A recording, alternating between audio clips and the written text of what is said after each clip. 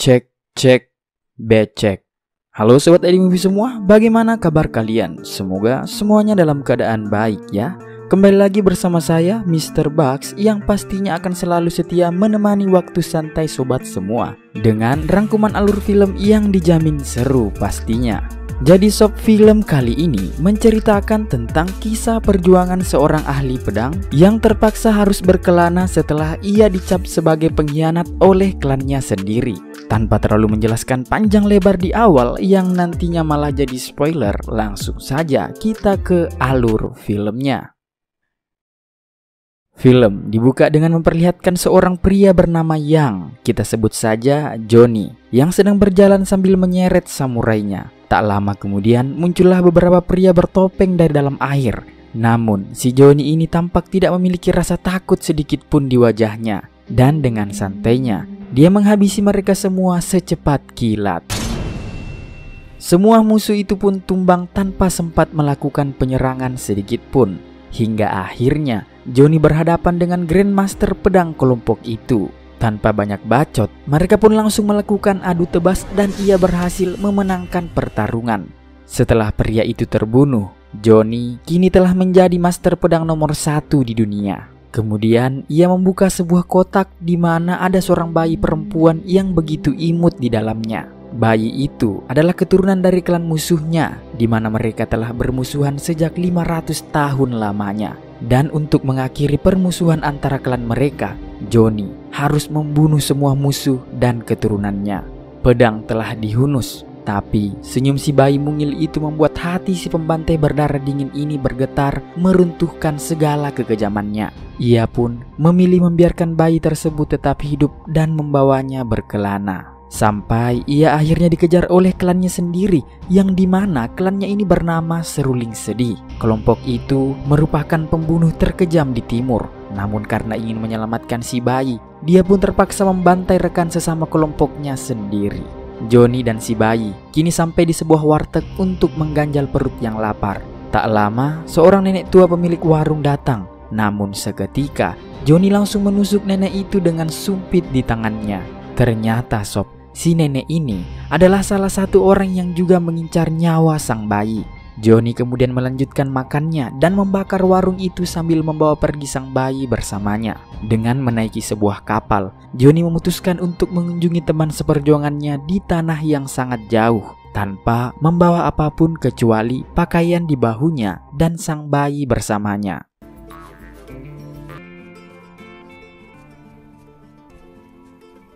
Setelah beberapa saat berjalan, mereka pun sampai di suatu kota yang tampak telah mati nan tandus bernama Lodi, yang berlokasi di tengah gurun bagian barat.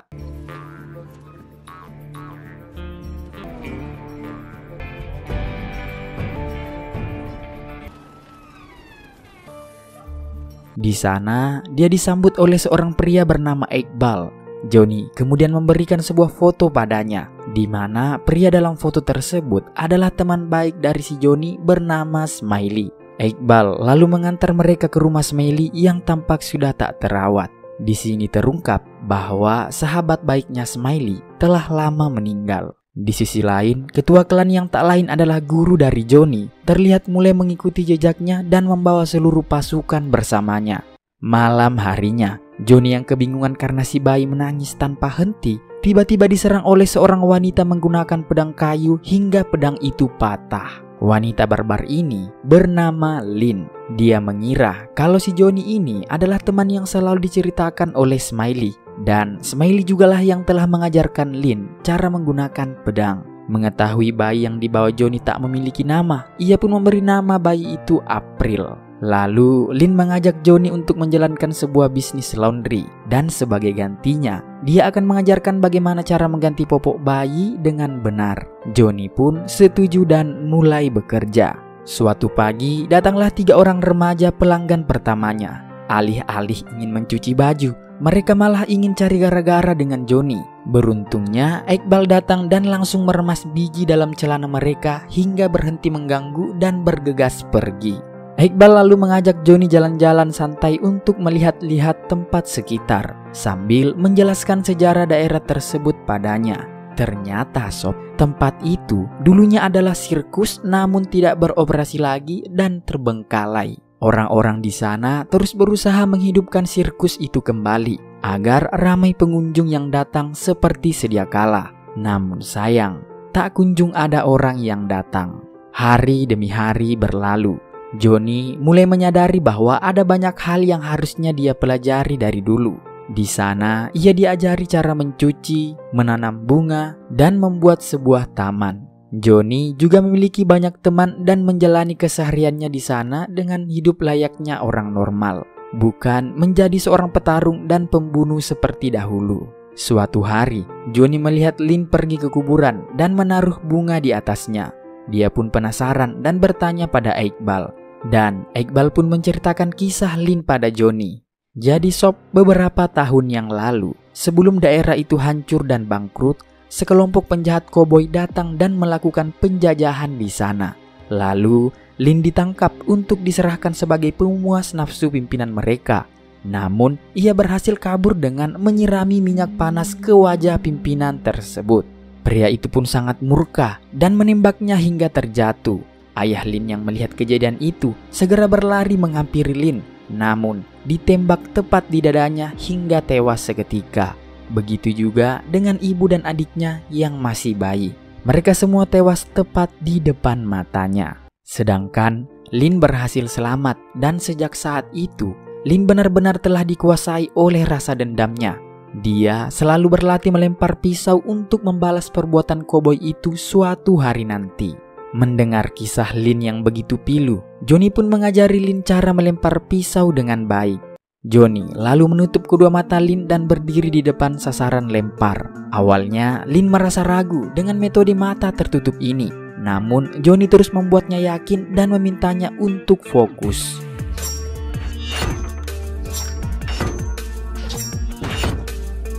Akhirnya, Lynn berhasil melempar pisau dengan mata tertutup tanpa mengenai Johnny.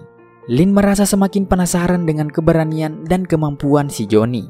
Dia pun melempar batu dari belakang ke arah bayi April. Namun benar saja, Johnny seketika langsung menangkap batu itu. Bayi April yang mengetahui dirinya dilempar tampak emosi melihat Lynn. Ini bayi emang lucu banget ya sob. Jadi pengen punya dedek bayi ini jadinya. Malam harinya, Lynn yang merasa penasaran pada Johnny mempertanyakan kenapa ia dijuluki seruling sedih. Dengan dingin, Johnny berkata mereka disebut demikian karena ketika menebas leher, suara terakhir yang keluar layaknya suara seruling sedih. Tak hanya itu sob, dia juga menjelaskan alasannya bergabung dengan klan seruling sedih. Kemudian, Lynn memberinya sebuah kalung, di mana itu adalah kalung pemberian dari ibunya dulu. Merasa tidak enak, Johnny pun juga memberinya sepasang pedang. Dengan senang, Lynn mengayunkan pedang itu dan tanpa sengaja melihat pedang legend milik Johnny.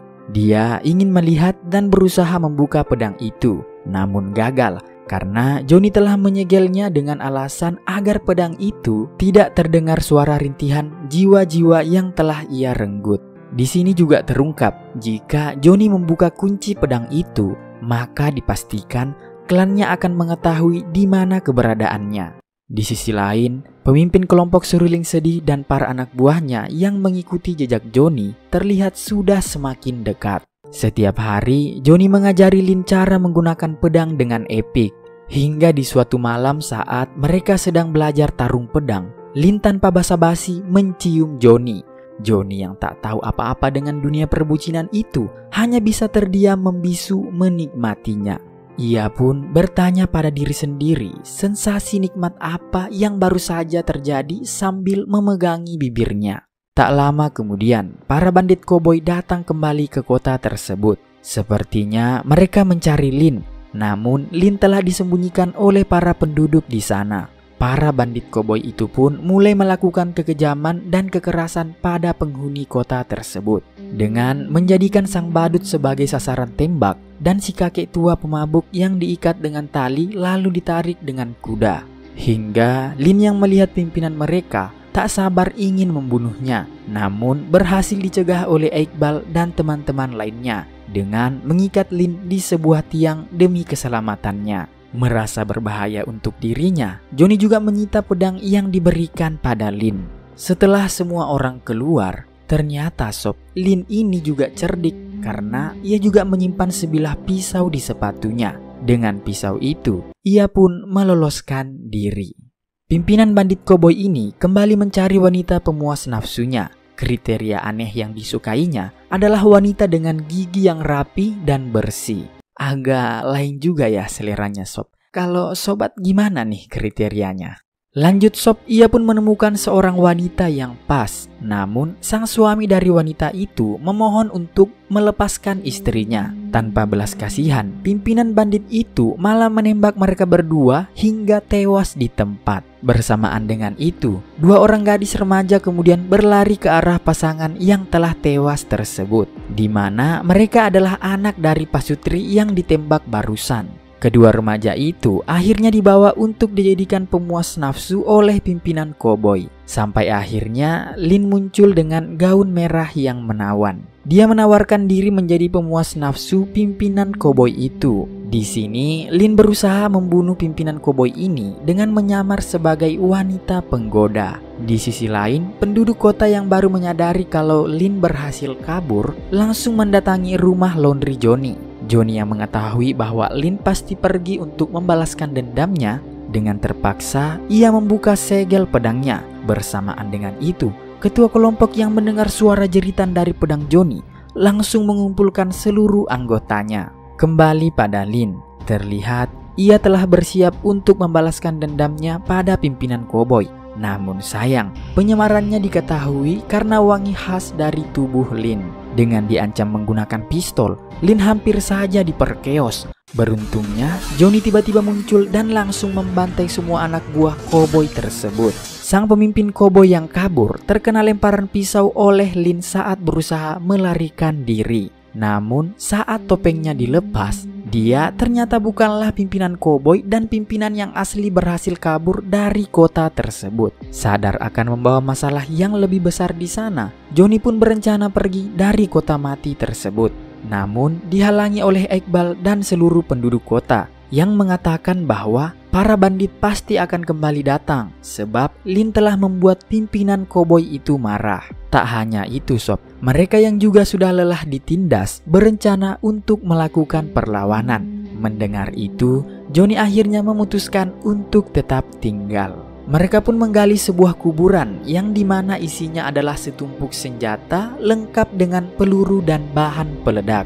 Ternyata sob, sang kakek tua pemabuk yang ditarik dengan kuda oleh koboi sebelumnya bernama Arun. Dia adalah mantan seorang sniper handal yang telah pensiun. Malam harinya, kedua mantan pembunuh ini pun berbincang di taman yang telah hancur. Arun bercerita bahwa dulunya dia adalah seorang bandit sampai akhirnya seorang wanita telah merubah dirinya dan membuatnya pensiun dari dunia hitam. Mendengar cerita panjang dari Arun, Johnny pun pergi menemui Lin dan memberikan kembali sepasang pedang kepadanya. Di pagi harinya, lonceng dibunyikan sebagai tanda bahwa musuh sudah mulai mendekat. Para penduduk pun sudah bersiap untuk melawan para musuh tersebut.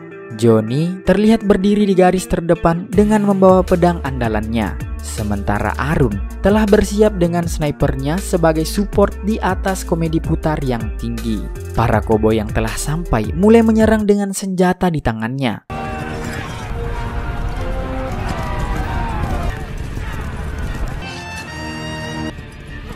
Namun saat melewati taman bunga, para koboi meledak dan hancur lebur.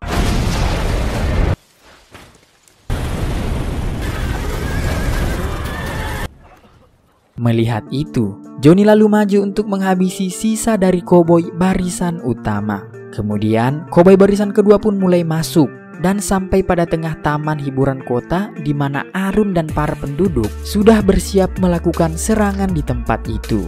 Seorang pria lalu melempar dinamit ke arah musuh dan Arun menembaknya hingga meledakkan mereka. Terlihat dari balik tirai, Johnny melibas para musuh tanpa ampun. Saat para koboi itu berhasil memanjat komedi putar untuk menangkap Arun, ia pun segera kabur dan meledakkan komedi putar itu hingga menjadikan tempat tersebut kuburan bagi para koboi di sana.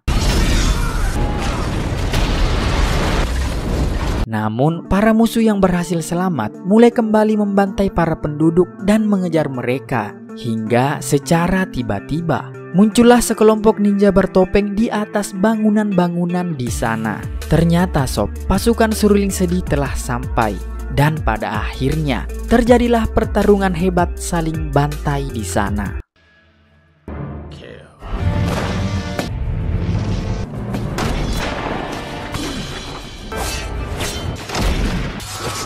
Arun dan para penduduk lain berusaha bersembunyi ke dalam hotel. Sedangkan Johnny terlihat berlari melindungi Lin dan si bayi yang berusaha mencari perlindungan di tempat laundry. Johnny kemudian mulai bertarung dengan anggota kelompoknya sendiri dan dengan mudah membantai mereka dengan kemampuan yang sangat handal. Sesampainya di tempat laundry, Johnny dan Lin masih dikejar oleh para ninja. Mereka lalu meminta Iqbal untuk membawa si bayi bersamanya. Namun naas sob, nyawa Iqbal tak terselamatkan dan si bayi berhasil direbut oleh pimpinan koboi. Mendengar tangisan si bayi, Johnny pun bergegas mendatangi tempat mereka sembunyi. Lalu membantai semua anak buah koboi itu hingga tak tersisa. Sampai akhirnya ia berhasil menyelamatkan dan merebut kembali si bayi. Kini hanya tersisa pimpinan koboi itu untuk pembalasan dendam Lin. Johnny hanya berdiri santuy melihat Lin dan pria itu bertarung. Mereka bertarung dengan sengit. Sampai akhirnya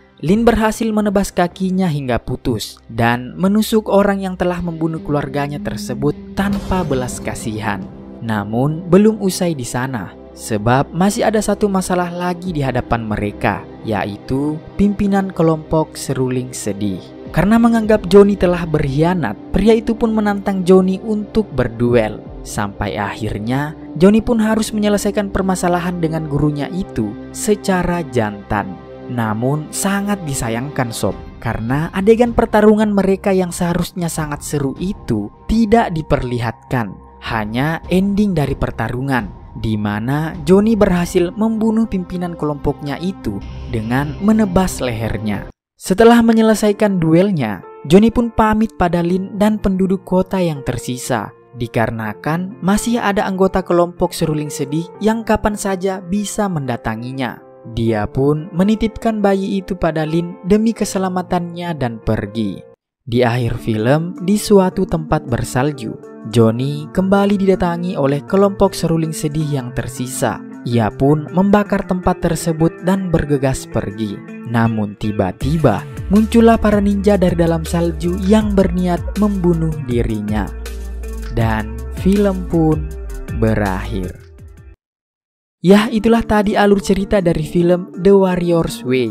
Bagaimana menurut sobat semua setelah menonton alur film ini? Jangan lupa tinggalkan pesan dan kesan kalian di kolom komentar ya. Sampai ketemu di alur cerita film selanjutnya.